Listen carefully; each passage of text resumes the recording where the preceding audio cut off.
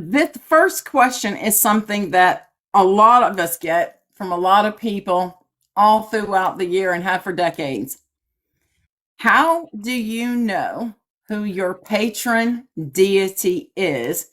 And do you even need one? So I'm going to start this one off with Nans. So, in this faith in particular, I'm going to start off with the simple facts that I know, personal experience, and I'm sure other people can agree with this. In this faith, there is not quite a concept for having a patron deity. That does not mean that you cannot establish that type of relationship with one of the gods. Um, Finding out if you have that type of relationship, I think it takes some work, spending some time to build the frith with that deity, leaving offerings and a very respectful manner, and spending the time to kind of tap in and quiet your mind when the God's speaking and find out um, if there is a cause for a deeper connection to that specific deity or not. Um, Once you find that out, then it's just a matter of doing a simple ritual for dedication to that god or not if you choose to. It's not necessarily something that is very specific to the Norse path, but it is an option out there and there's nothing wrong with it. So that's what I would do to try to find out is leave offerings to one god a month and see which god speaks to you. See which of the deities and the great spirits talks to you the most and really resonates with you in that way. Okay, Christina. So I'm going to start with the second half first. No, it doesn't matter if you have a patron god. And the reason is a very specific one. Um, Many of us are raised in a very strongly Judeo Christian society. And because of that, we have developed spiritual, what is called a not self. There's spiritual egoic mechanisms with which we had to cope with a world that thinks that magic and spirituality is evil. And in fact, many of us, I think, who are pagan spend at least the first 10 years of our paganism deconstructing the inherent biases that we have in our subconscious that are programmed to think that what we're doing is evil. And so that takes a long time. And so as you go through removing these subconscious archetypes that are infected from your upbringing, you're going to be gravitating towards different gods because you'll resonate with their story. You may sit with Thor because you feel like you need to set boundaries against your old world. And you may sit with Thor for like 10, 15 years. And then all of a sudden, you may work with Neorth because you feel like it's time for you. You've discovered who you are. You want to adventure out and create new memories and new experiences. So the key is, I think, like holding on to a concept that there has to be a patron god can be a trap in the mind because it removes that liquidity of what we're supposed to be doing. And what we're supposed to be doing is allowing the true self to come up and emerge into this reality. And it's a slow unveiling that takes time. It takes a lot of rituals, it takes a lot of meditation and development of who and what we stand for and who and what we are. And that means coming to terms with what your soul is and why you came here. And so I just want to encourage people. I know a lot of people seek for their patron God, and I usually tell them, this is your patron God right now. Work with them, learn from them, get to know them like you would a beloved teacher, and then know that at some point you may walk away and work with a different God. And you may not ever work with that God again. So it's just important to remember that if you're in a transition phase, there is no shame. And because all of the gods, especially all of the Asgardian gods, they are always rooting for our own sovereignty and self-expression. And so they know that whatever we need to do that will work to help us come to terms with our own soul, they know that they want to get us there. And so I think that's the important part of the question. Absolutely, it is. Nasty recon. Alrighty. Okay, so I'm going to again answer that second part first. No, you do not need a patron deity. It's not a requirement. It's not a prerequisite for anything that we do, or at least that I do. So it's not necessary.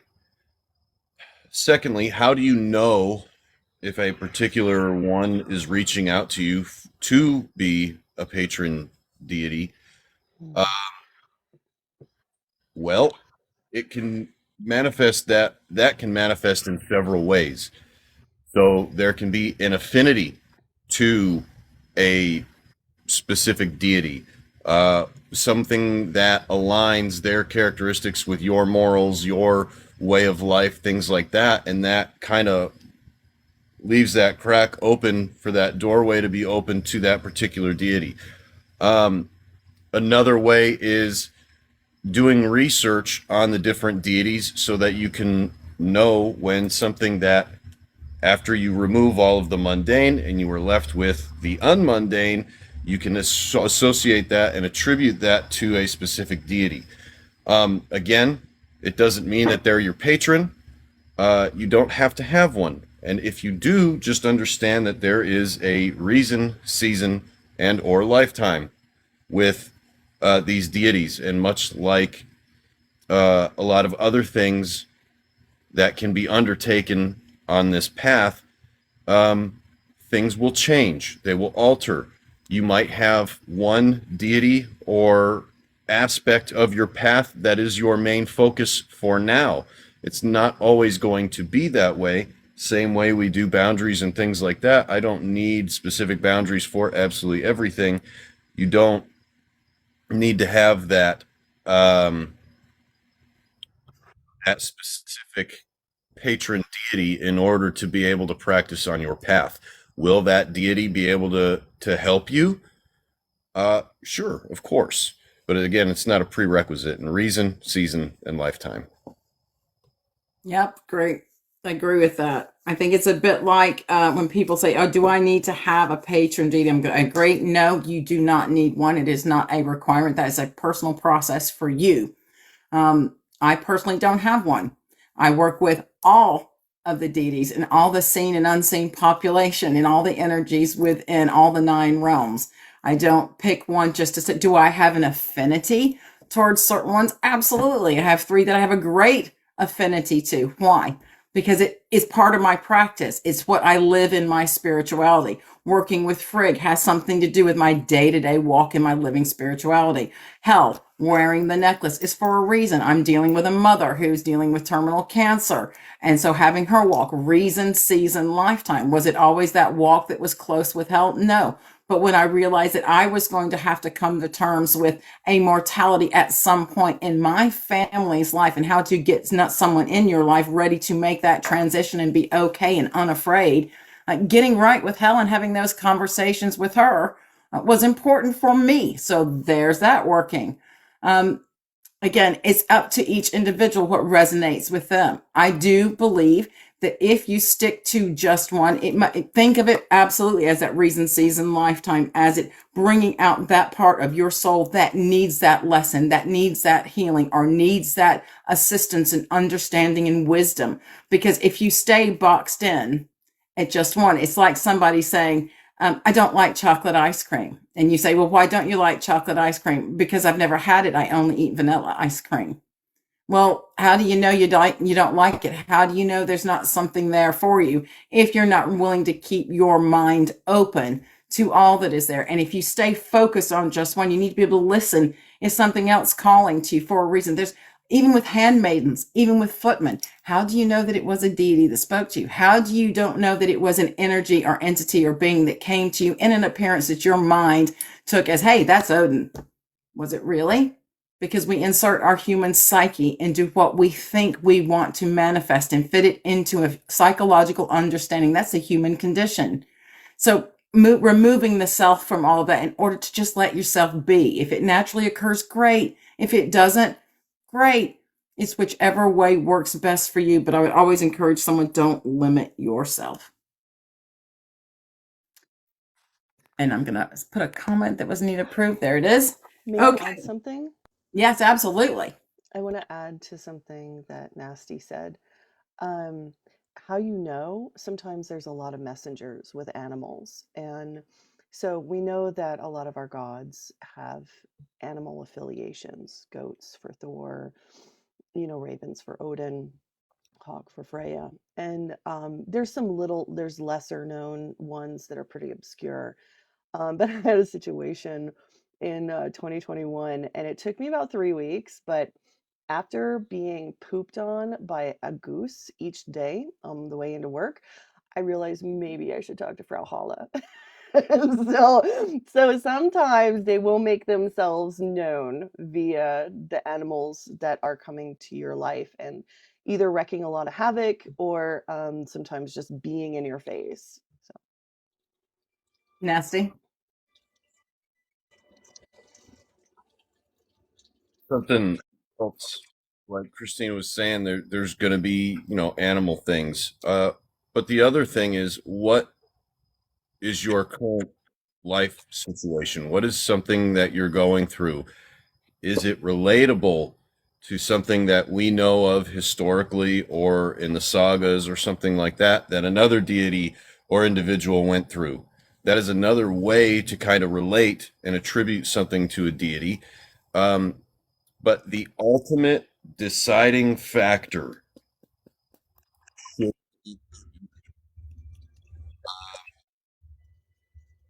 you can work with whatever you want to work with, but you don't have to work with whatever wants to work with you.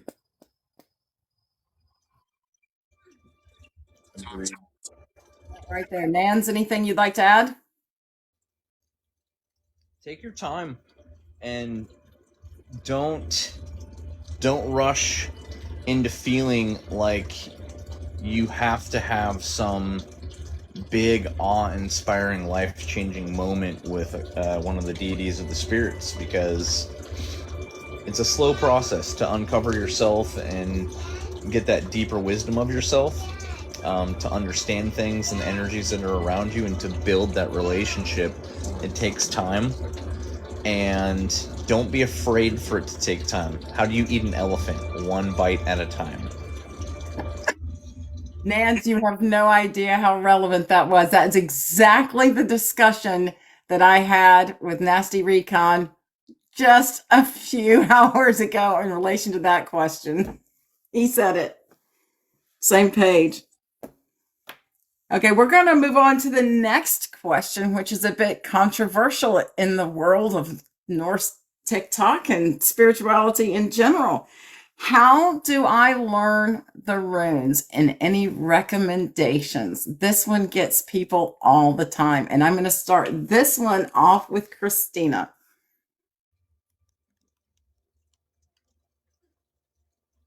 If she can get the mute button. There we I go. know. Okay, I'm back. Oh my gosh. Okay. So the thing is, our best resources, and this is where all of modern rune scholars have gone to, was the rune poems. And the beautiful thing is you can either go on ragweedforge.com or you can even go on Wikipedia and you can look up all the rune poems, the Anglo-Saxon, the Icelandic, um, and the Norwegian. And there's a couple of other offshoots, but they're more like spell work. But the thing is, meditate on the rune poems. What I first did was I split all of them up. I took all the ones for Fehu, and then I would meditate. So another way is to specifically through invocation of the rune itself to call, just like, because in Germanic mythology, names are everything. Names mean function, and names are invocations. So when you want to call to Odin All Father, you say Odin All Father with a horn of ale and you dump it out because you're calling him. He may answer, he may not. You never know.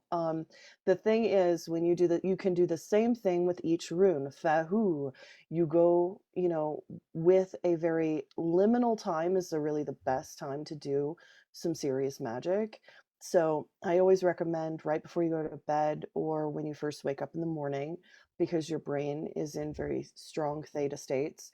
And you either look at the sun or the moon or the stars and you Galder, Fehu, you call it into your life, usually either 3 to 9 times. And then you go and you wander the day, and at night you journal what happened. I Galdered Fehu, what weird things popped up in my life.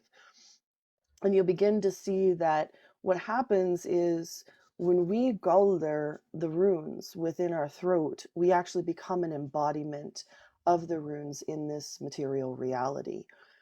If you want to think about this material reality, are the stuff that made Ymir the giant. And when we Galder runes, we are like Othumbla, giving milk of these runic energies into the forces of the Veerd of this world. And so when you Galder, you actually resonate the runes into this reality field, and thus you alter and change what is happening to you during the day. You alter and change what you think about, what you focus on. And so in that way, Galder, I think, is the most powerful, but as a grounding tool to know historically other rune masters that have stepped in your footsteps and have faced the unknown and the mysteries, you read the rune poems because and I wanted to also mention, I have a very strong belief, and this is not readily, it's not really big, but I think it's really important to remember that as a culture, the philosophy of that culture says a lot about how its magic works. And the ultimate, sort of philosophy that came out of Germanic culture is the Hegelian dialectic, which means that we all exist as a tribe, intellectually. And so, in a way, like, if it is true for me and it's true for you, it's true. So, that's a way that when you're going and you're seeking the unknown, and this isn't just runes, this is like you doing Sade work and talking to a god. If you have an experience and it completely contradicts something that somebody in the past has done with that deity, you have to start questioning, did I connect with something different? Or is this a greater concept of this that is like something, it's like outside of the purview, but it's still rooted in the past?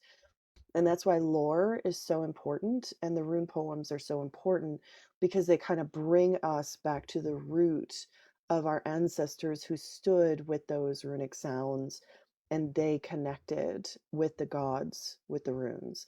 So it's important that you ground your meanings in the past, but to know that you're going to have new experiences with these entities. So I hope that makes sense. A lot of sense, a comprehensive amount of sense, as he the nerd put in the comments. Excellent. Thank you. Oh, thanks. Nasty. All right. How do we learn the runes? First off, do so with the understanding that it's not something that will take weeks or months. It will take years. And it is something that, much like the spoken word and several other things, are going to be an ongoing life's work. It is an incredibly encompassing undertaking to learn the runes, because you're not just, and you, and I'm only speaking for myself, because for a lot of people, they want to learn the runes and that's where they stop. And there's nothing wrong with that. when you start to learn about the runes, things start to change a little bit. You don't look at one rune anymore. It is a rune and how it associates with another. Uh, is there a different meaning when two runes are side by side? Things like that. Um, so to get into like the nuts and bolts of how we learn the runes, once you come in with that understanding that it's going to be, a long path, um, understand where the knowledge of the runes comes from is key into that understanding and that learning of the runes, because you give that tip of the hat, that head nod to where that knowledge comes from. The other thing is, and it's probably not going to be very popular, but like Christina was saying, the rune poems are an excellent place to start. You get those core meanings. You can get core meanings from a lot of books that are out there. And I know I share a little bit of a same viewpoint with a lot of people. The flashier the cover of your rune book, the shittier it is. Um, what's up, Christina? um, I'll make sure to make mine really plain. Okay. Um, so using the books and the rune poems for those core meanings, right? Not real descriptive, things like that. The next thing is the walking with the runes, what I like to refer to as the walk with the runes. Um, you meditate with them. You, and I'm going to get into that, but that's a whole other animal. Put them in your pocket, walk around, attribute things that go on when you can remove the mundane to that rune. How does it make you feel? Did you have a string of bad luck? Did you have a string of good luck? Uh, did this happen? That happened? All these experiences can be attributed to this rune. So you can write everything down, and when you can remove like mundane things, you take that away. That can help add depth to your description of any given rune. Sleeping with it under your pillow. Did you have dreams? How did you sleep? Did you wake up in the middle of the night and have to record something that you got? This, that, and the other. Um, and then, to me, a core way of learning the runes is sitting with each one. And I said meditate earlier, but what I mean by that is performing seta with each rune individually and not just one time. That walk that you do can be, some people choose to do 9 days, uh, which is fine. There's nothing wrong with that. I don't think there needs to be any set amount of days. When you're ready to move on to the next, you move on to the next. Your walk with the runes can be as complicated and complex as you wish to make it, because there can be all sorts of different things like rune combinations, all kinds of stuff. So if you just want to learn the runes, like this one means that, and this one means this, and that one means that, you can choose to do that. Or you can read the Havamal and say, do you know how to write them, send them, call them, speak them, paint them, write them? I chose to go that route. And, I've been doing it for some years now, and I'm still doing it. And like I said, it's an ongoing life's work. And SETA has to be a key for me, but also start it with the understanding of where that knowledge comes from. All right, now I'm going to answer this really quickly, and before I hand it over to Nance, based off Looney's remarks in the comments, and Looney, please know I love you, and have much love and much respect for you. You've been a former panelist, but here I go. You're going to get the academic in me as well as the spiritual practitioner in me in this answer. There's always going to be a split in people on the Norse pagan path who will tell you that they believe that the runes were nothing more than a phonetic writing system, that there was nothing magical about them whatsoever. That is their belief. That is the academia they choose to go down. And I don't hate on them for their belief. I don't. But they will also talk about them also being, and I see the point Looney's making there about rune poems being primarily not Norse, but Anglo-Saxon. And I'm going to talk a little bit about what's out there in archaeology and what's known in some of the lore that helps back up some of the evidence for them being used something other than just a writing system. We look at Egil's saga, which I could go into extensively with Nasty Recon, on how runes were used for magical purposes, from healing to defensive to actually malevolent magic that was thrown outwards.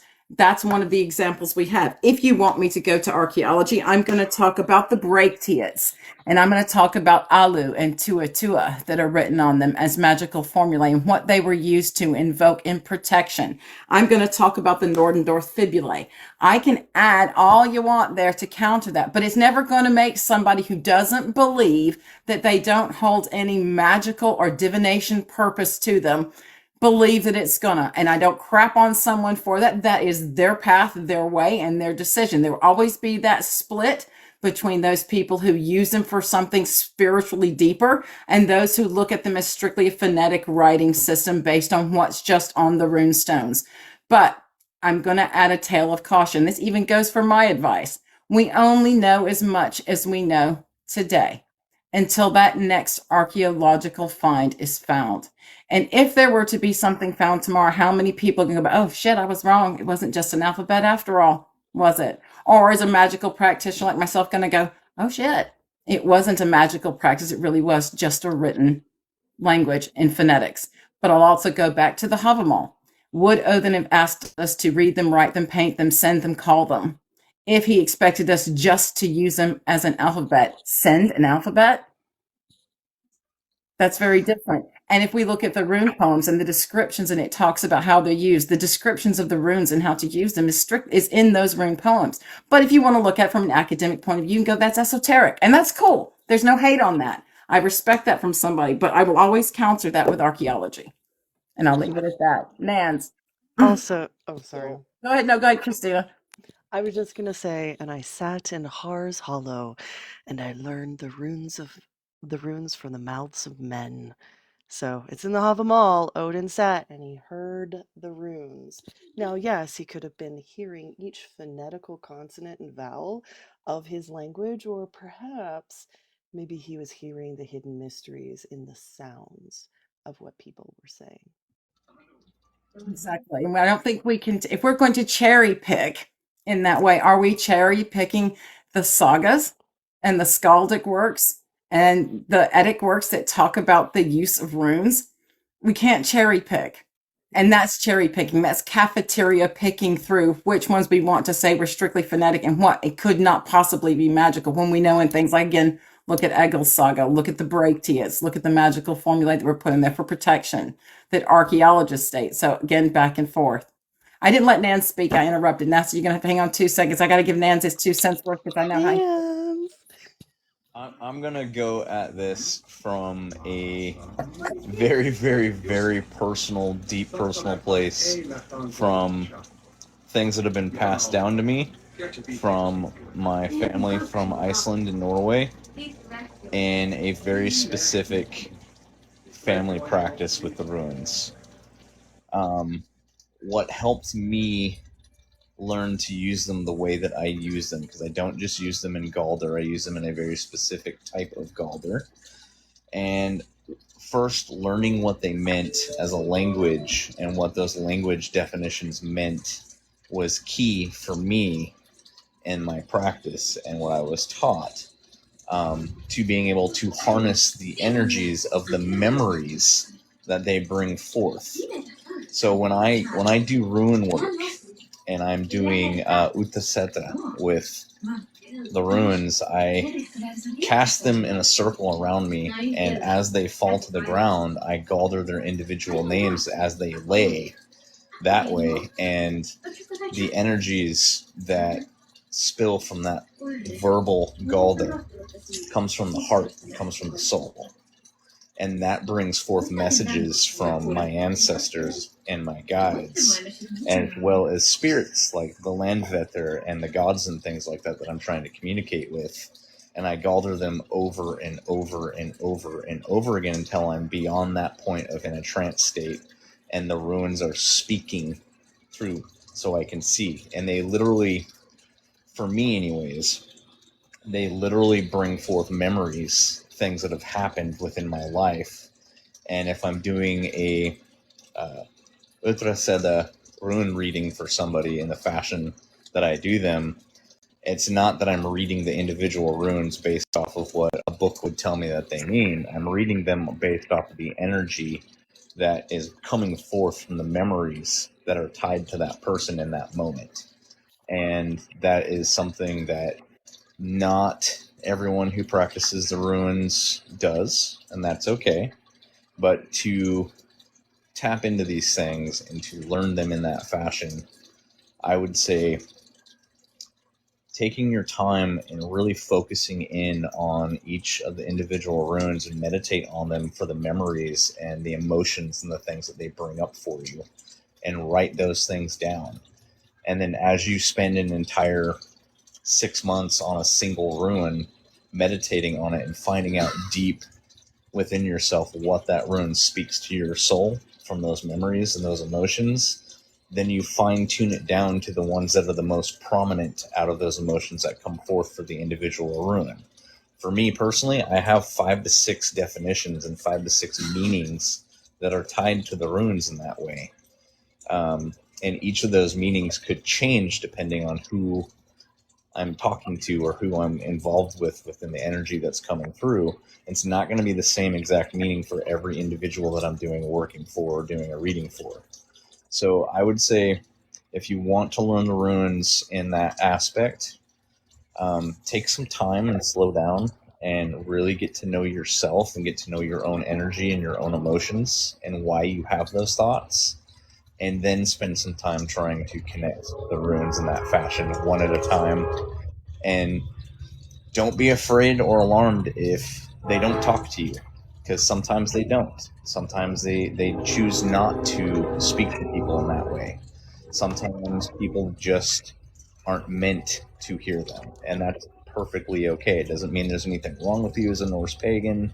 It doesn't mean you're doing something wrong or something bad. It just means that certain energies and certain practices are not meant for the individual trying to practice them. Because there's things in Sed Arts and Utraseda that Nasty Recon can do that I'm sure I can't do. And there's things that Christine can do that I'm sure I cannot do. And there's also things that Realm can do that I'm sure I can't do. And vice versa. I'm sure there's things that I can do that I'm sure they can't do.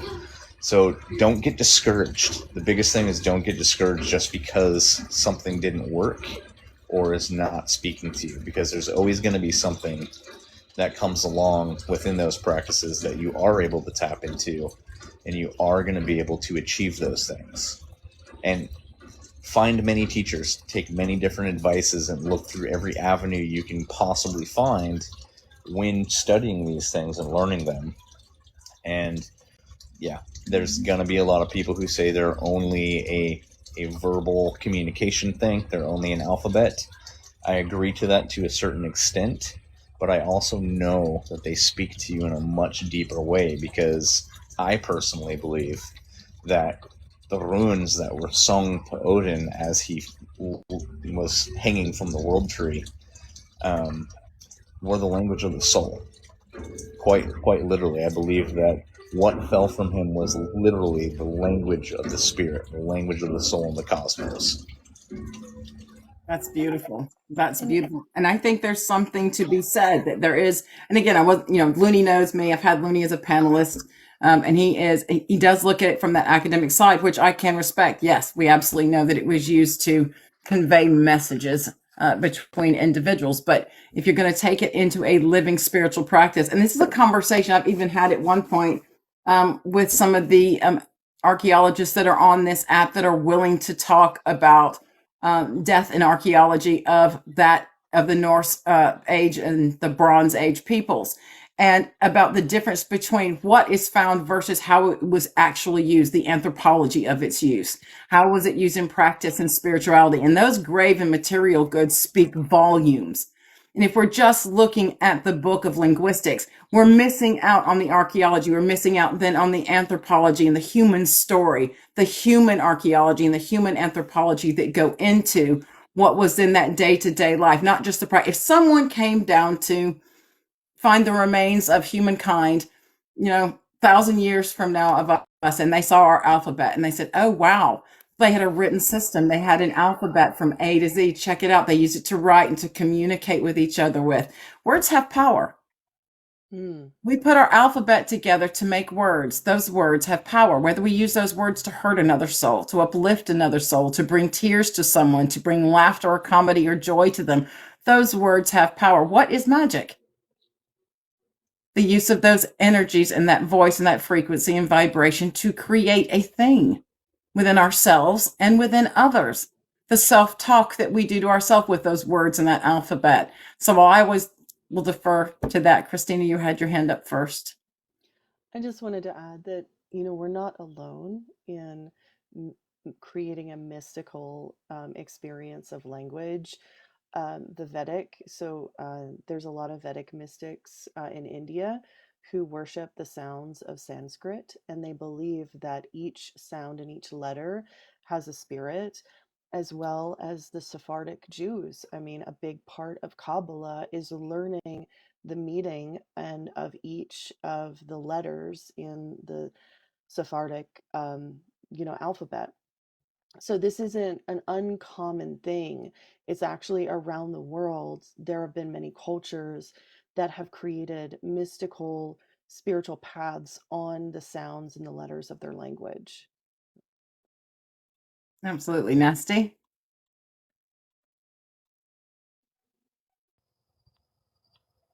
I was just gonna address some things that were going on in the comments, if that is all right. Yes. People were talking about their own set, and that is cool. And then he the nerd said, interesting because I've heard that, and that you shouldn't carve them till you know them.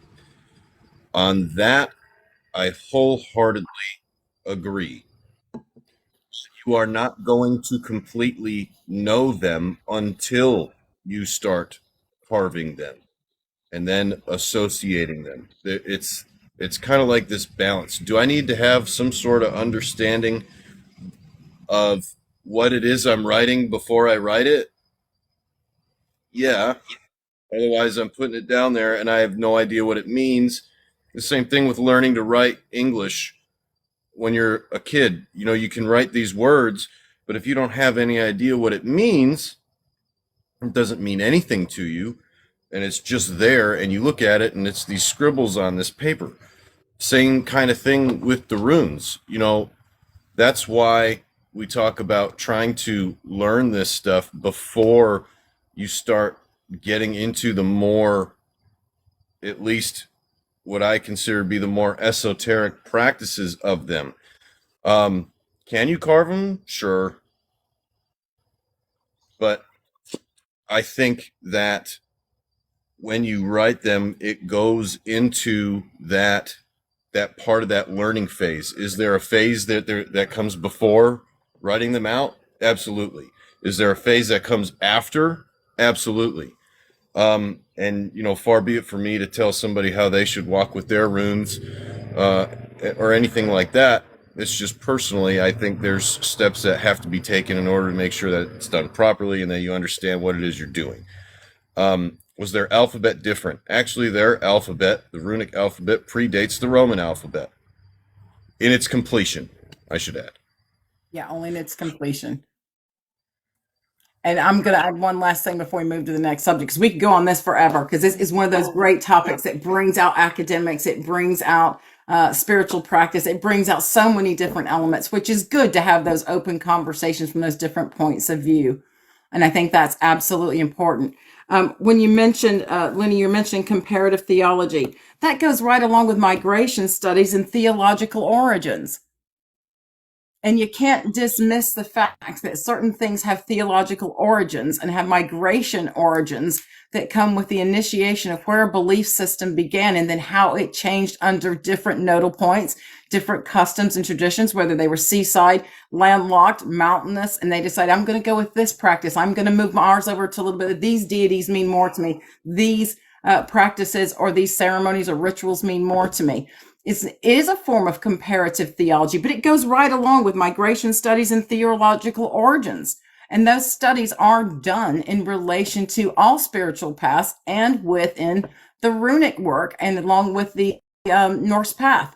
We go back and look at those. But again, I'm not hating on Looney because Looney knows I got much love and much respect for him, but I would love to delve. He and I could go and debate this, and I could go pull up archaeology, and he's going to pull up his academia, and I'm going to pull up academia, and we could do it forever.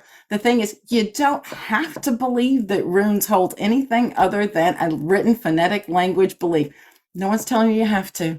That's your path, your way. If you choose to delve deeper in it and to go down a spiritual meaning to it, then fantastic. There's people out there that will help you and go down that way with you.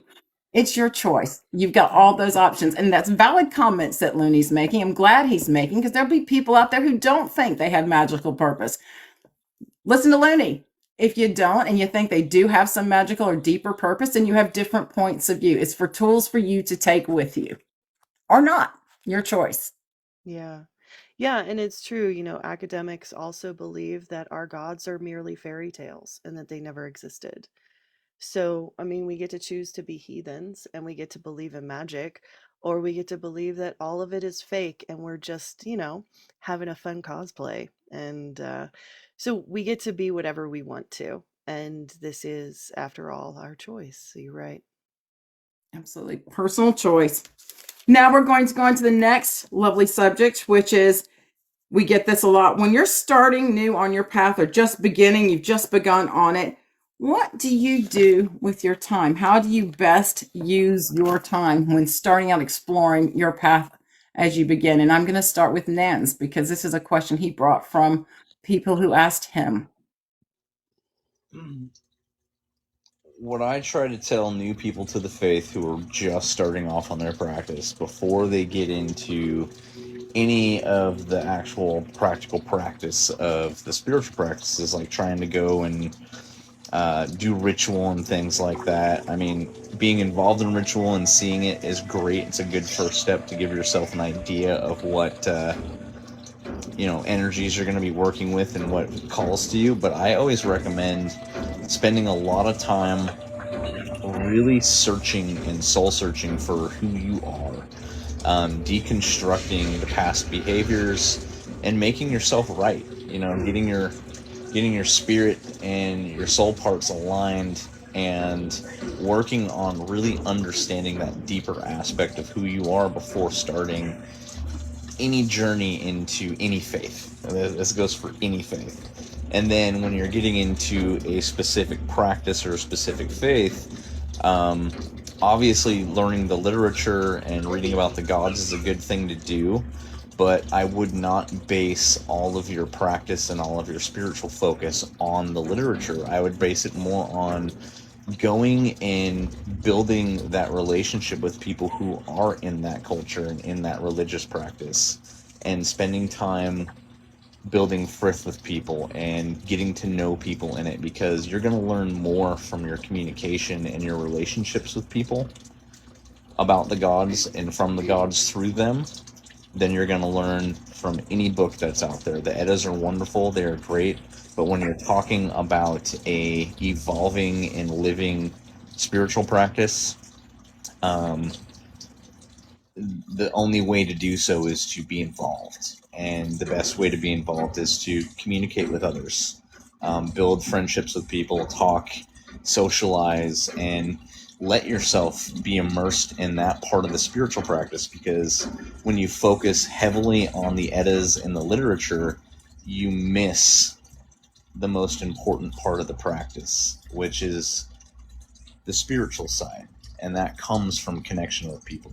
That comes from understanding yourself and understanding other people and how to communicate and how to commune with people, so to speak. Breaking bread, sharing a story, crying tears of joy or anguish with people, being angry at people because they frustrated you, and coming to terms with those frustrations and getting past those things. These are very, very big keys to really getting a good step in the right direction on any spiritual practice. Good advice. And I would say start with my answer to that is start with the self. Ask yourself the whys. What are you running from, or what are you running to, and why? Why did you make the choice to do what you did? What is it that you're seeking? Are you seeking a deeper spiritual connection? Lots of people get so far on their Norse path and then they get frustrated and they'll send us a message and say, I'm done. The deities don't talk to me. My ancestors don't talk to me. I'm not getting any messages from the Vatir or the spirits. I just don't feel the connection. It's not there. And then I go back and say, why, there's always an element there of what were you seeking to begin with? What was the reason you sought that communing with them or having that relationship with them? They go, I've read the books, I've read the Eddas, I've read the lore, but it's only this deep for me. Well, they didn't take it from that into a living spirituality. We can all read a book. People who are Abrahamic could say Christians can read a Bible, and it becomes literature that they've read. And then they go to church or they talk to other like-minded individuals and they begin going down that path of exploring. And then they bring, just like we do, that practice into our living spirituality, and we make it something. We're looking for answers. And what answers is it that you are looking for? Why do you feel that you don't get them? And Looney just said it right there. Did you even recognize the connection? Or did you let your mind and your frustration miss the subtleties? Were you present with the self? Can you be present in the moment? And can you sit with yourself for 15 minutes and be okay with you and whole and who you are? And then ask those questions. Why am I seeking this path? Am I running from something? Or am I walking towards or running towards something else, and why? And I'm going to pass from there to Nasty Recon.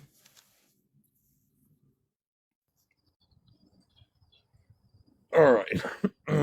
So, advice for somebody just coming on the path, how do they spend their time? Or how would I suggest to them to spend their time, correct? It is, yeah. How do I best spend my time when first starting or just being on my path? What should I be doing my time? Okay. Seeing how you and Nans both took a lot of what I was going to say, there's a reason that this path, you have an affinity for it, right? There's a reason why it calls to you or you call to it. And it's going to look different for every single person that comes to this path. The understanding that your spirituality should benefit you should be first and foremost. The second thing is, whatever brought you to this path, and there's no hate or shade cast on anybody that this applies to, whether it be something from Hollywood, a video game, a movie, like whatever, a board game, or you constantly see crows and ravens around and you're just like, oh, I'm Norse pagan now. Like, cool, outstanding. But come in with an open mind, because a lot of what we are fed and a lot of what we thought we learned is wholly incorrect, or at least not valid. So we need to come in with an open mind and an open heart and be ready to learn. And I'm going to steal something that Nan said earlier and just understand that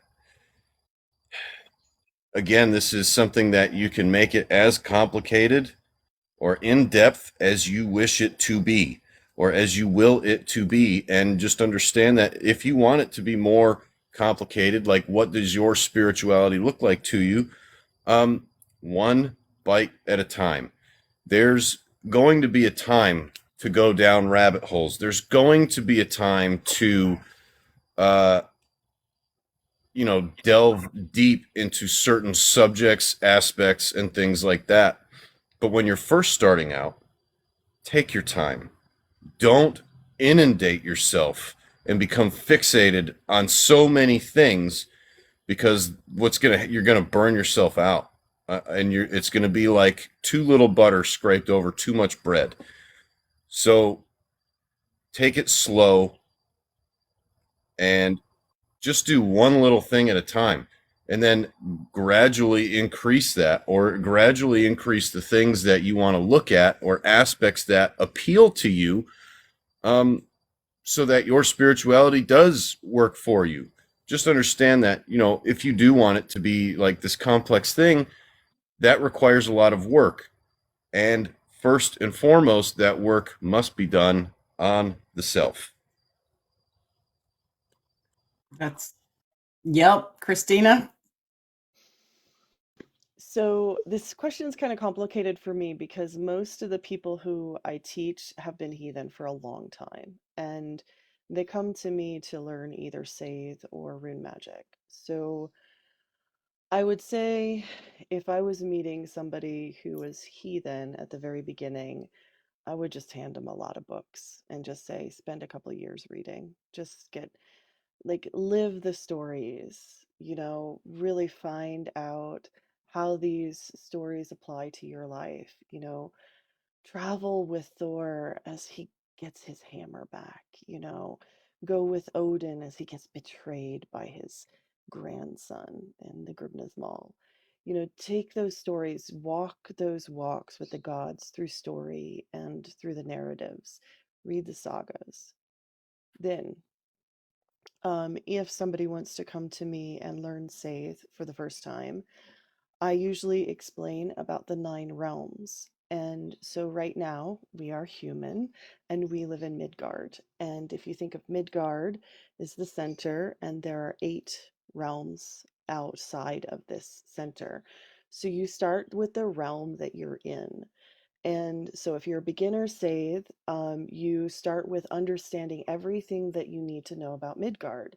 And that includes Suna, Dag, Mani, Not, the air spirits, the earth spirits, the fire spirits, the water spirits, all of the Landvitir, everything that makes Midgard Midgard, study it. Find all the entities that are connected to Midgard, study them, visit them, communicate with them. And then, once you feel like you have really tackled and understood all of the spirits that support life in this material reality, if you feel drawn to Jotunheimr, go to Jotunheimr. Try to connect with the giants, try to connect with the Jotuns that are listed. There's like over 450 guides and characters within both of the poetic and prose Eddas. And then if you want, go to Vanaheimr. Those are the Jotunheimr and Vanaheimr are the 2 closest to Midgard. And then from there, Svartalfheimr and Ljósálfheimr. And then from there, Helheimr and Asgard. And then when you get to Helheimr and Asgard, you're going to naturally end up wandering into the spaces of Niflheimr and Muspelheimr. So just allow yourself first to start in the realm where you're at, get to know where you're at spiritually. And the thing is, the spiritual practice is also finding allies. Number one, you get to know Suna, you get to know Dag. Are these your allies? Are the Landvitir your allies? Do you have animal allies? Do you have spiritual allies? Because once you go into the next realm, you're going to need them when you come back, because you may have attachments. When you go into another realm, there are things out there that you may never have discovered that might link into your energy body. And so you will need to have your allies be like, hey, what is that behind your eyes? Or hey, did that entity that you just met in Svartalheim like cling to your liver, causing you to get sick? You know, like you need your allies to have those strong allied relationships for when you do travel, because traveling blind and traveling alone is an extremely dangerous endeavor. And so many sage workers have seen the dangers of that and experienced the dangers of that. So, Yep, I will 100% back that up. That's one of the things that when we talk to students about journeying, and I'm sure Nans does the same thing too, is it understanding being able to commune with what's here in your realm, the seen and unseen, as we call them, as we refer to them, as the unseen and unseen populations, both here and in the realms, and understanding that allyship that we make here, grounding ourselves. And I said again, in the present, learn to be present first, because that's where we are. The final question that we have listed for tonight as a standard question. This one is a great one. I'm really looking forward to the answers on this one. Healing trauma. How do we go about being emotionally intelligent and self-aware in order to get through or help ourselves heal through trauma, both the spiritual steps that we can take and the mundane steps that feed into the spiritual? And I think this has come a lot of times from veterans who are current active duty members who have certain trauma elements that they want to work through, and they're new to their path, or they've just been on their path for a short amount of time. Nans, I want veteran perspective first, and then we're going to talk about the traumas that the rest of everybody else who did not serve might face in our lives, because we all have trauma of some level in our lives that we have faced. Midgard is hard. And how do we use those traumas to be emotionally intelligent, self-aware, and take spiritual steps to sort of heal the self and make better connections? And I'm going to start with Nans on this one. I'm not a veteran, but I have lots of friends who are and lots of family who are, and I work with the military, and I actively work with veterans on their spiritual practice. I would say not being afraid to get actual counseling first off and foremost. If you are having deeper rooted emotional issues, make sure before you start diving into the spiritual side of trying to deal with those emotional issues that you're dealing with them in an appropriate medical fashion and speaking with a counselor and getting some basic exercises that helps you recognize what those symptoms are and what those diagnoses are if you are going to get a diagnosis. And then you can dive into the spiritual side. And as far as the spiritual side goes, meditation, when you're feeling like you're manic, when you're feeling like you're having PTSD or being triggered on those things, specifically speaking for military men and women, when you recognize it, and you can finally recognize it, taking some time to slow down and find some solace and some peace by finding a quiet space and trying to meditate and focus in a little bit and calm your mind and your body down, because the PTSD is real. It's a real thing, and it causes your body to physically feel the emotion. And when you're trying to do spiritual healing and you haven't done the actual healing from the psychological standpoint, it can be very detrimental and actually kind of dangerous to just go into spiritual to do your healing. But I do suggest incorporating the spiritual with the actual medical side of it, because it is very helpful and very beneficial. So meditation, just to get yourself to a calm state when you're having those types of triggers and those types of experiences, and then looking to your ancestors for some of those deeper answers that are deeper within you, from why are these things bugging me? Why do I have these triggers? Even if you're not military, we have things that are genetically inherited from the memory and the deeds and actions of our forefathers and their orlog. their memory lives on within our blood and gets passed down to us. And so our basic way of speaking and mannerisms and even deep-seated family emotions and things are in there, and they can be uncovered, and they can be healed, and they can be helped um, with meditation practices. We've talked about, all of us in these panels have talked about making sure your soul parts are right, making sure you're in alignment with yourself and your soul parts are whole before starting anything. Well, those meditative practices are that first step into healing your soul parts. Why am I angry right now? What is it about this situation that's really making me angry? Is it because I have fear that this person or this situation is going to cause me pain? The only way you're going to be able to uncover those things is through deep, long reflection and meditation, coupled with actual medical therapy.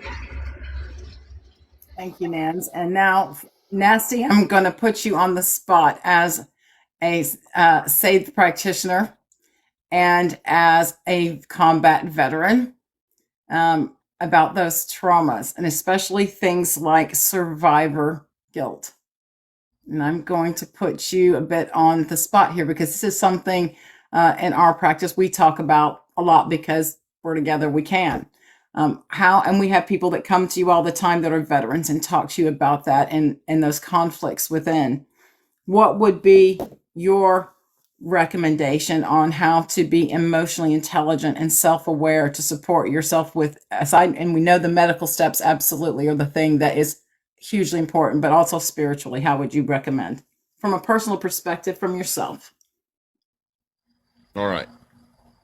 So somebody that has experienced a lot of things of this nature, I would start with what Nans was talking about, understanding that professional help, everything else aside, like if you need professional assistance, absolutely seek it. It can be a cornerstone, and there's a lot of medical professionals out there that deal with this sort of thing. I'm just giving you my take on things. Okay. So with that being said, physical, emotional, psychological, and spiritual trauma. Every single one of them has tethers to the other. They are all connected. Absolutely 100% connected. And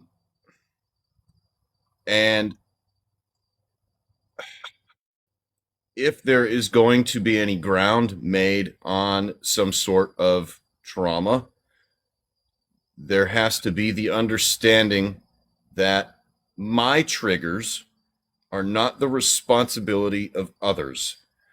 My issues are not anyone else's responsibility. That is mine and mine alone. Now, when I say that mine and mine alone, there is the caveat of our support systems, whether that looks like loved ones, friends, the 6 a.m. friend as opposed to the 3 a.m. friend.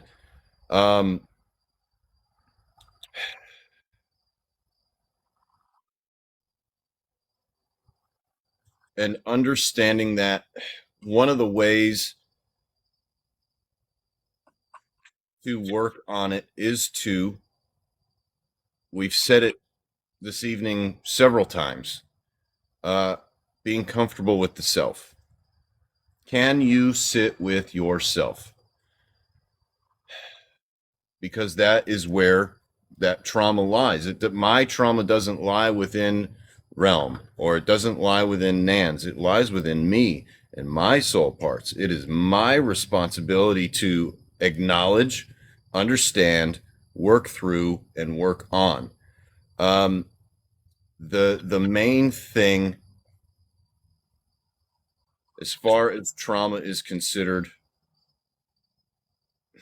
can I go back to the moment in time where something went wrong, something went awry? I received a wound, whether that be physical, spiritual, emotional, or psychological. Am I able to go back to that moment in time and work through play by play everything that went down? Am I able to reconstruct it and figure out why I'm feeling the way I am? Why do I act this way in a certain situation?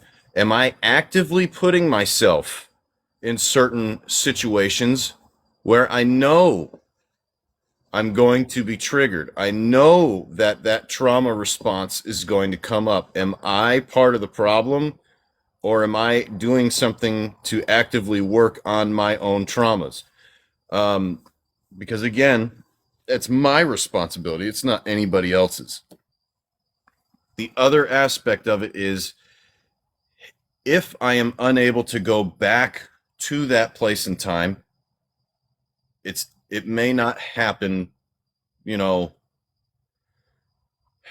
may not be something that I can work on right now. I can get to that part eventually. Again, the elephant analogy, one bite at a time. Can I play the why game until it highlights something about me? I'm angry right now. Why am I angry? Because this person said this. Okay, well, why did that make me mad? It made me mad because that word means, whatever. And so why are you mad about that word? Because it's something somebody said to me when they hit me. That's trauma response. How do I work on that? Working through it and finding ways to build off of these trauma responses, crowded places. I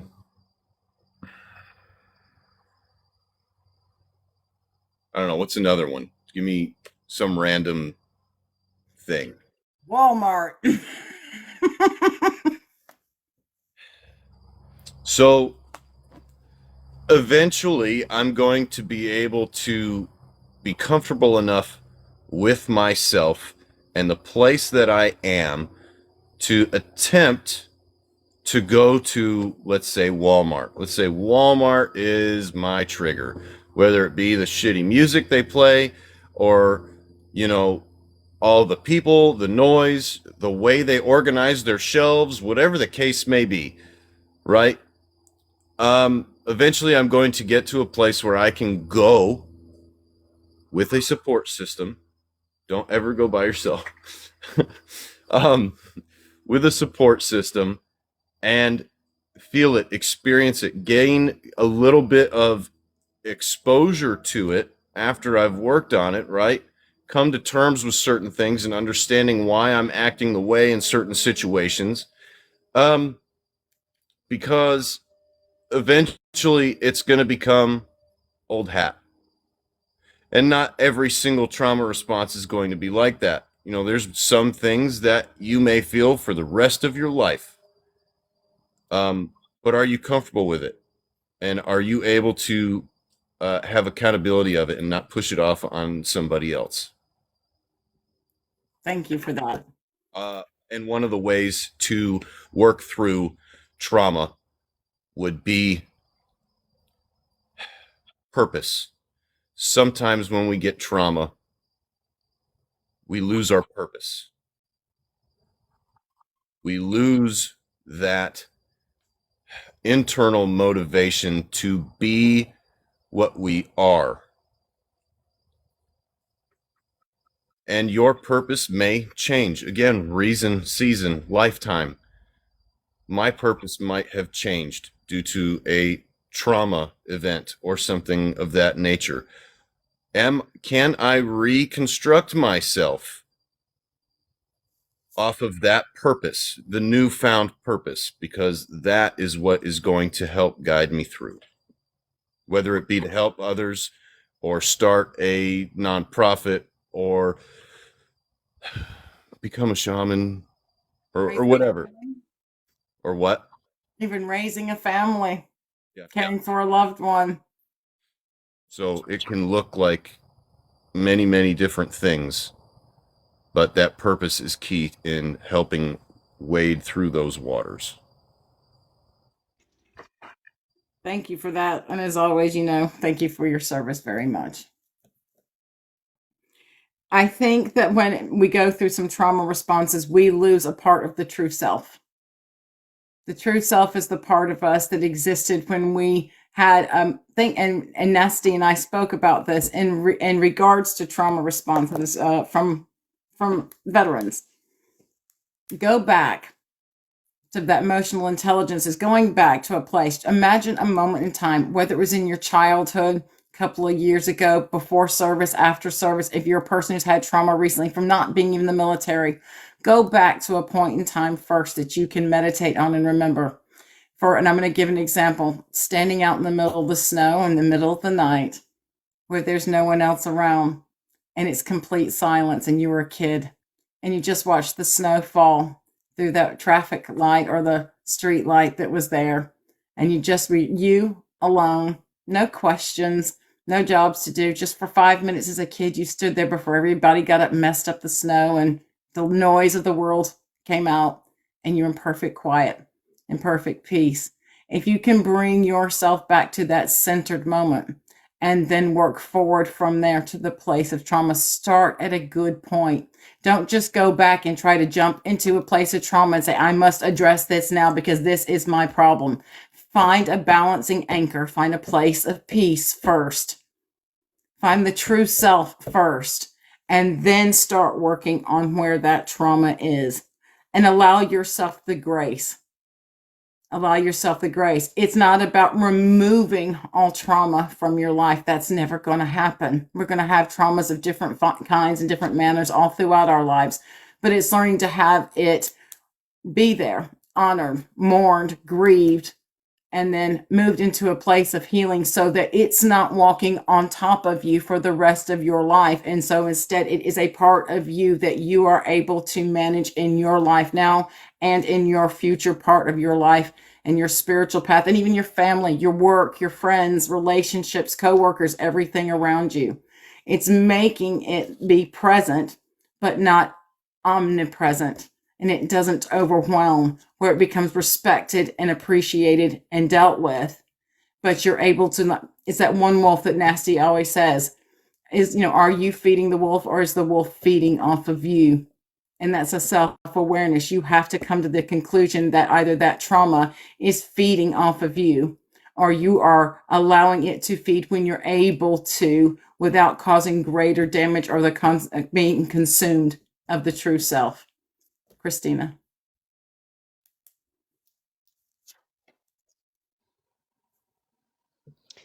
Everybody has said amazing things so far. And Nasty, thank you for your service. And there have been many people who have dealt with, through acts of war, through violence at home, dealt with terrible traumas in their life. Um, there's all these modalities, there's so many therapies out there that you don't even have to really touch spirituality. One of the things, though, that I went to therapy for about 10 years for CPTSD. And so I had a lot of health conditions because of having high cortisol levels. And that's one thing that, like, doctors know, is that if you have gone through a trauma for an extended period of time, your body actually produces extra cortisol, and that deteriorates your adrenal glands and creates what's called adrenal fatigue. So there are different protocols that you can do to heal that physically, um, and allow your body to regulate at a better rate. The protocols are very challenging, and which means cannot drink alcohol, you cannot smoke nicotine, you must make sure that you provide adequate liver and kidney and adrenal health. And there are certain herbs and adaptogens that you can take to help process the cortisol out of your body. Men process cortisol through testosterone. So for men, having a weightlifting regimen that allows them to build more testosterone allows them to process more cortisol and actually have a calmer mind. Women process cortisol through sleeping. We do not have testosterone, so it takes us longer. And so we process it naturally through kidney and liver function while we sleep. So women who have PTSD must be allowed to have 9 to about 12 hours of sleep a night, because that allows them to process all that high cortisol that their adrenal functions are pumping out. Men are not really required that. Men need, on average, less sleep than women, because their testosterone actually churns through that cortisol pretty quick. Um, there's also a lot of different sorts of healing modalities physically, like a vagal nerve, which is the nerve that runs from your ears to your clavicle here.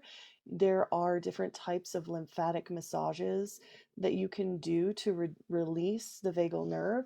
There are various amounts of different types of points on your body that hold stress and hold lymphatic system, lymphatic fluid, which you can do through rubbing and brushing to get those to push out the cortisol.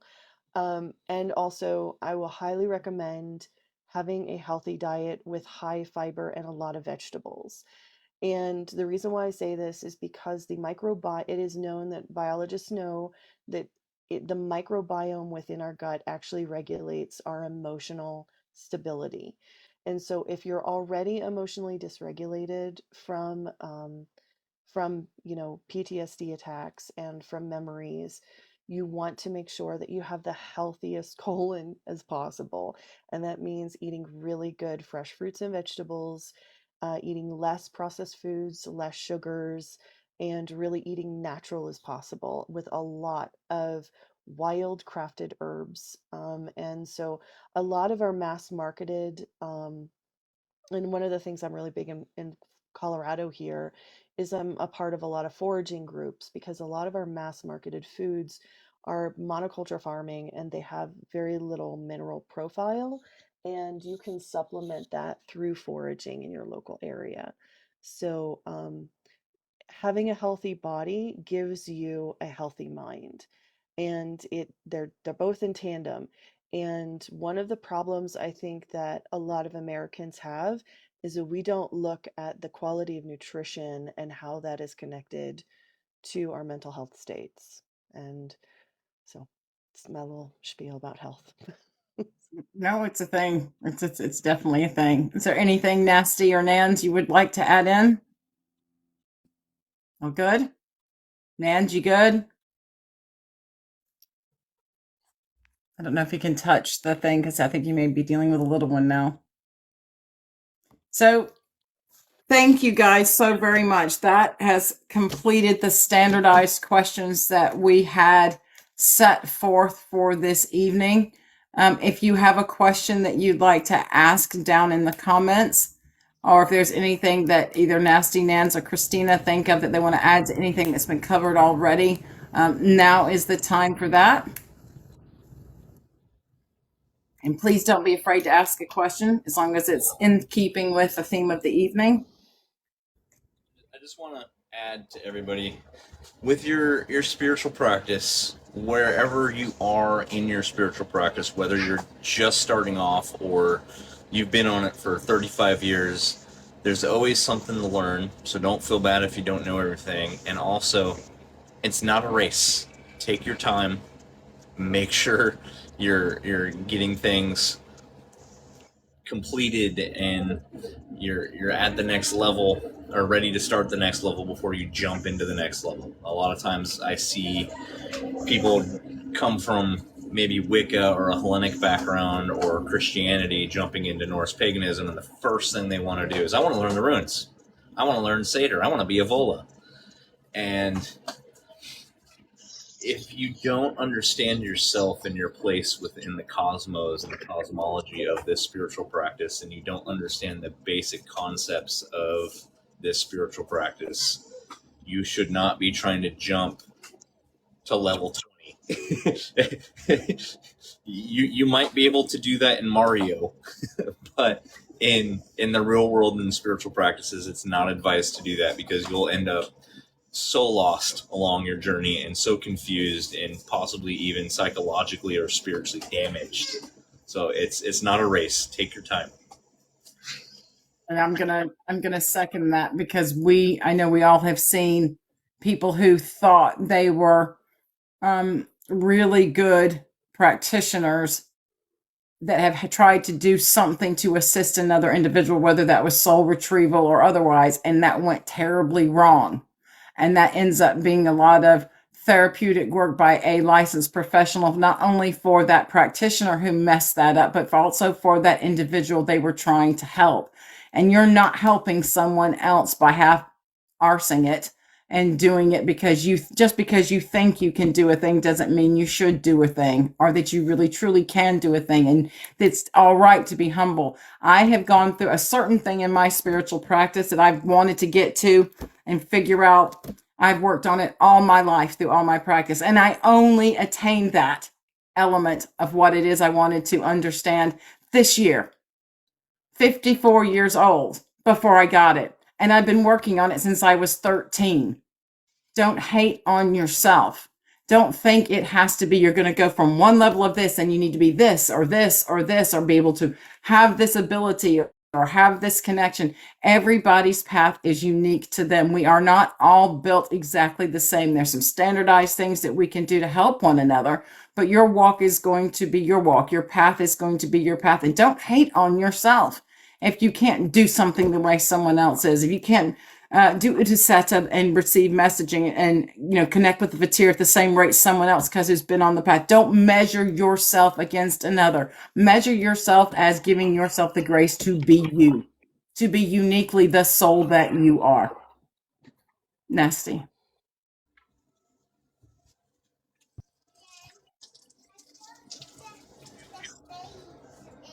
Have to measure yourself against anything.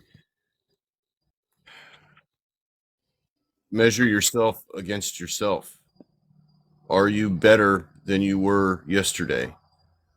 Are you more knowledgeable than you were the day prior or last week or last month? Um, and sometimes it is a month before there is a glimmer of some sort of progress. But even at half the speed of smell, progress is still progress. That right there. Christina, anything to add? No, I'm just actually responding to something that one of the people asked. Void Whisperer, about adrenal fatigue. There's some, Isabella Wentz is a nutritionist. She's on Amazon. You can find her books. She has lots of books on autoimmune issues, including Hashimoto's and adrenal fatigue and stuff, such like that. Also, there's a German doctor, and I can't remember the name, but she wrote a book called Gut, GUT, and it's a really good information on how to take care of your intestines and how important the intestines are as a way of balancing the body's mental states. Sally's come up with some great books that people recommended reads on some of the spiritual stuff, something physical, something mundane. It's just great. I love when we do these lives and these Q&As. You get so much neat stuff that comes out helping other people. It's fantastic. Awesome. So with that, if we don't have any other questions now down in one more, there's one more for you there, Christina. Okay, so Lyme's is a different protocol because it's an invasion. It's like an invasive sort of virus parasite. There are a lot of Lyme's protocols out there. I would contact your doctor about that because it's a technically a pathogen, and there are protocols with with antibiotics and stuff. And I am not a qualified professional to talk about that. Fibromyalgia is very interesting. So I ended up going on a protocol because I had issues with fibroid tumors. And fibromyalgia is literally an excess of fibrin in the body.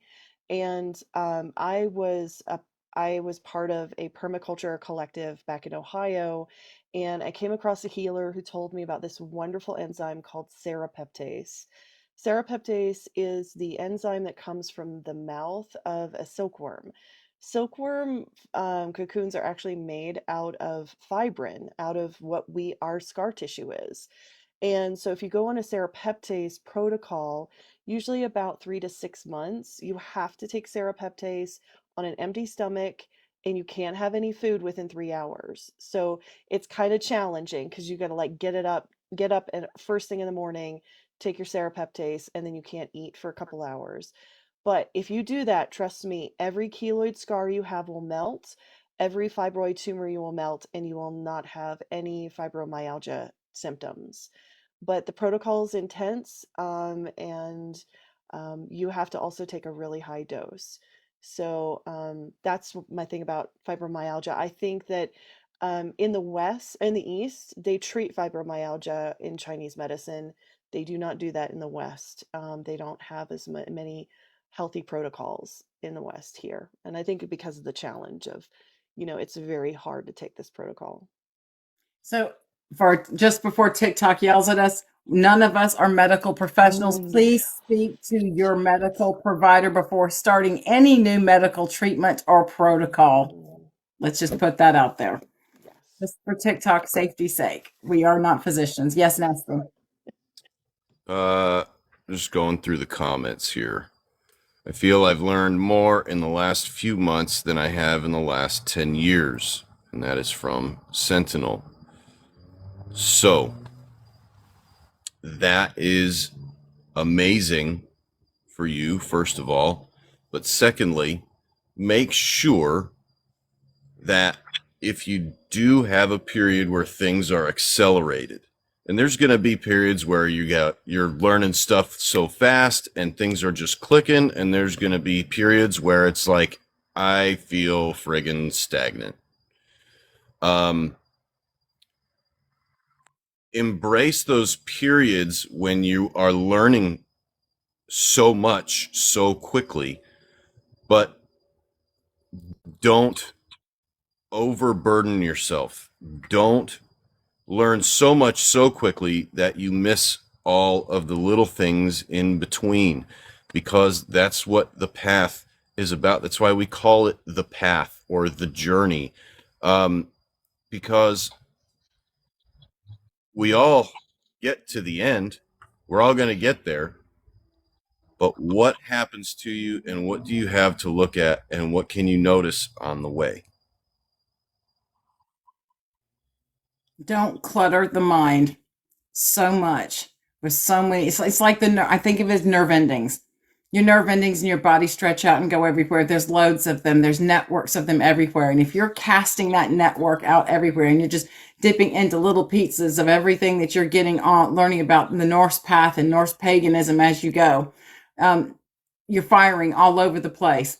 And people go, oh, well, I don't hear my ancestors talking. Oh, I can't connect with nature spirits. Oh, I've not had any really reciprocal. I don't feel anything communing with my deities. Well, you overloaded yourself and you didn't stop and smell the roses, so to speak. Give yourself a moment. Not everything is going to smack you in the face and go, hi. Maybe some of your ancestors do, some aren't. Some of them will do that. But not everything's going to come out and present itself and say, hi, my name is Joe. I'm your ancestor.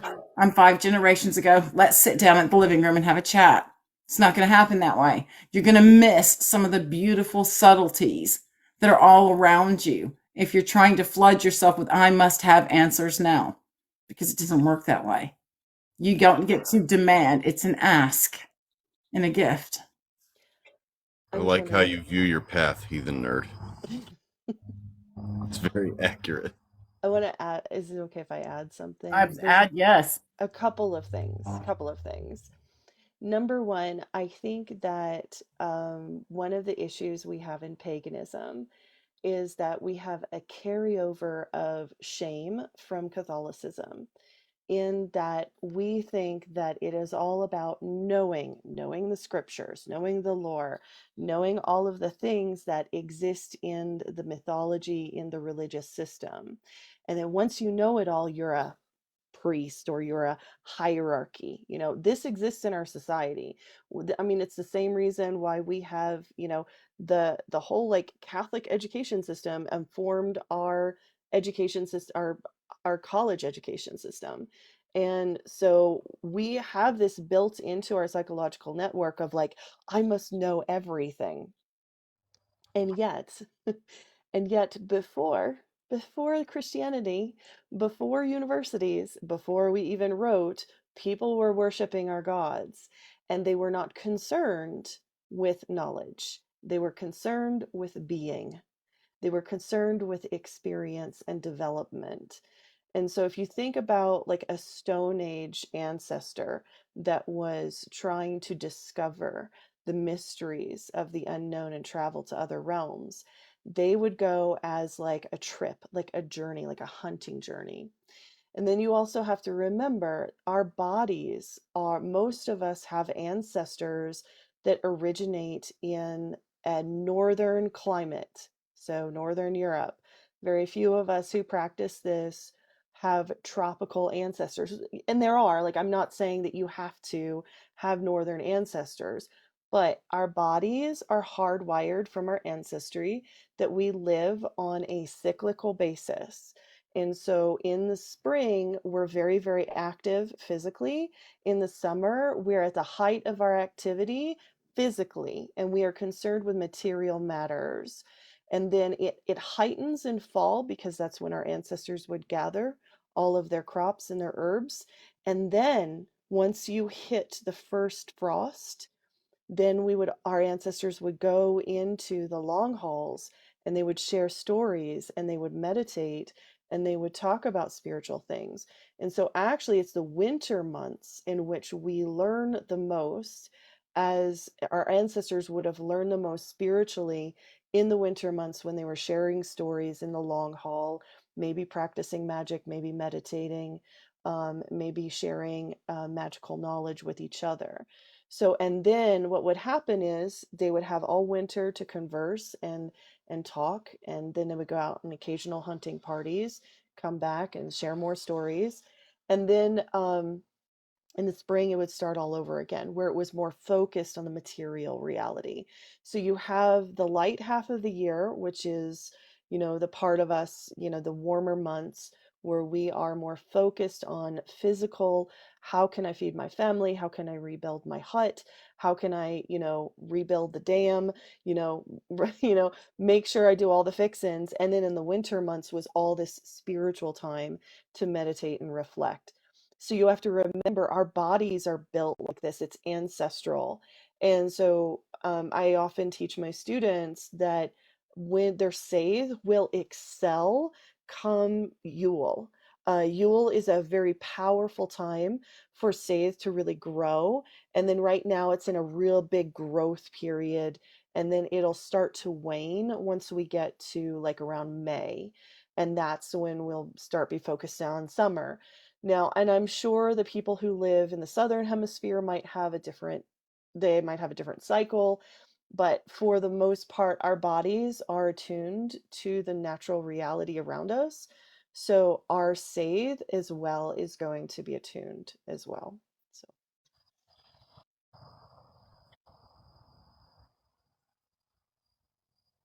You good there, Nans? Okay. Good job. Good job.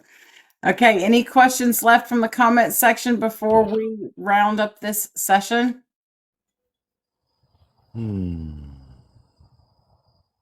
Goth Luna Moth, I'm glad that you were having conversations with Spirit Witch.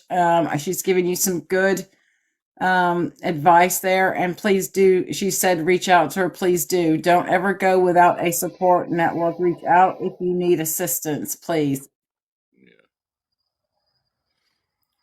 And if anybody can think of a question or something like that, and they don't feel like putting it in the live for all to see, message us. Send it to any one of them. Everyone here is, willing to answer questions, I'm sure.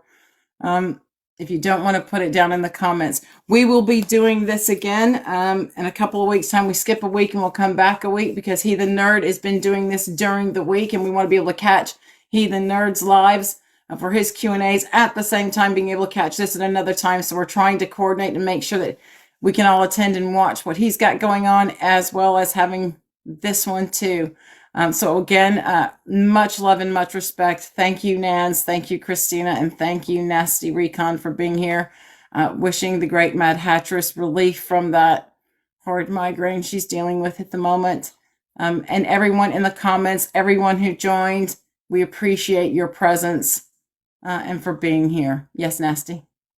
Tomorrow night, just as fun, I'm going to be hosting a live where I'm going to be doing tarot reads with Cards Against Humanity. This is Oh my God, I so want one. This is I tongue in don't- cheek. Just I go. don't- It's fun. I don't do tarot, but I have been known to do Cards Against Humanity. So I'm going to be hosting a live tomorrow night, and it's just going to be fun.